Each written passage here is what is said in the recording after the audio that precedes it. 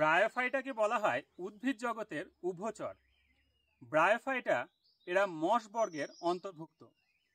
এরা সমাঙ্গদেহী উদ্ভিদ অর্থাৎ ছত্রাক বা শৈবালের চাইতে কিছুটা উন্নত, আবার টেরিডোফাইটা বা ফার্ন বর্গের চাইতে কিছুটা অনুন্নত। এই মুহূর্তে আমি যে জায়গাটিতে বসে আছি সেই জায়গায় সেই ব্রায়োফাইটার কিছু সদস্য আমরা দেখতে পাচ্ছি ঠিক একটি কংক্রিটের সারফেসের উপরে গজিয়ে উঠেছে। আমি আগেও আপনাদের অনেকবার বলেছি যে কোনো জায়গায় ইকোলজিক্যাল সাকসেশন বা বাস্তুতান্ত্রিক পর্যায়ক্রম যখন শুরু হয় তখন সেখানে লাইকেন ধরনের জীবের জন্ম হয়।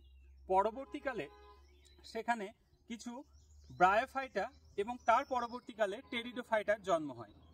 এদের দেহ কিন্তু মূল কাণ্ড বা পাতায় বিভক্ত নয়। আবার উন্নত উদ্ভিদদের মতো এদের দেহে জাইলেম বা ফ্লোয়েম কলাও কিন্তু সুগঠিত নয়।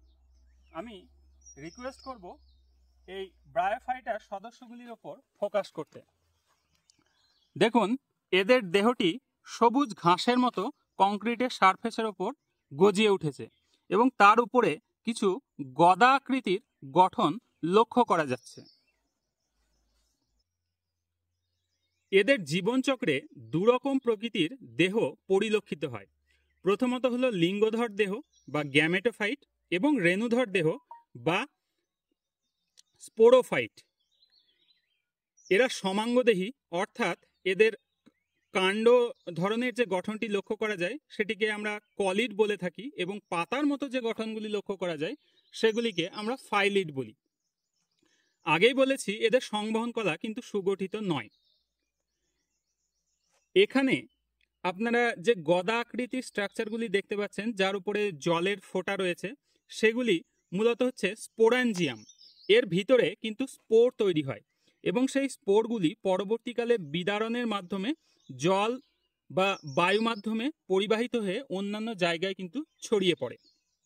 এখানে যে সবুজ অংশগুলি দেখা যাচ্ছে সেই সবুজ অংশগুলি মূলত গ্যামেটোফাইটিক জেনারেশন।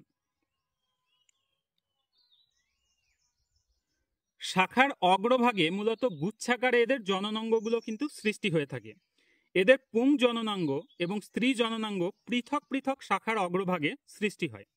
এদের পুং জননাঙ্গকে আমরা অ্যান্থ্রেডিয়া বলে থাকি আর স্ত্রী জননাঙ্গকে বলি আর্কিগোনিয়া। জননাঙ্গগুলি পেরিটিকীয় পত্র বা প্যারাফাইসিস দ্বারা পরিবেষ্টিত থাকে।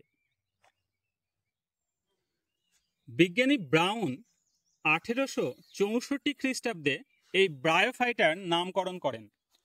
এখনো পর্যন্ত পৃথিবীব্যাপী প্রায় 20,000-এরও বেশি ব্রায়োফাইটার প্রজাতিকে শনাক্ত করা গেছে এবং ব্রায়োফাইটার গুরুত্ব এই কারণেই সবচাইতে বেশি কারণ ইকোলজিক্যাল সাকসেশনে প্রথম অর্গানিক লেয়ার বা জৈব স্তর সৃষ্টি করতে এদের কিন্তু জুড়ি মেলা ভার এবং এই জৈব স্তরের এই মৃত জৈব স্তরের উপরেই কিন্তু আগামী দিনে বিভিন্ন পশু পাখি পোকামাকড় যে বীজগুলি এনে ফেলবে সেই বীজগুলি অঙ্কুরিত হবে এবং এখানে ছোট্ট ছোট্ট গাছ জন্ম নেবে। পরবর্তীকালে সেই ইকোলজিক্যাল পর্যায়ক্রম আরও ত্বরান্বিত হলে সেখানে বড় গাছের জন্ম হবে এবং ক্রমান্বয়ে সেখানে একটি জঙ্গল বা ফরেস্টের সৃষ্টি হবে।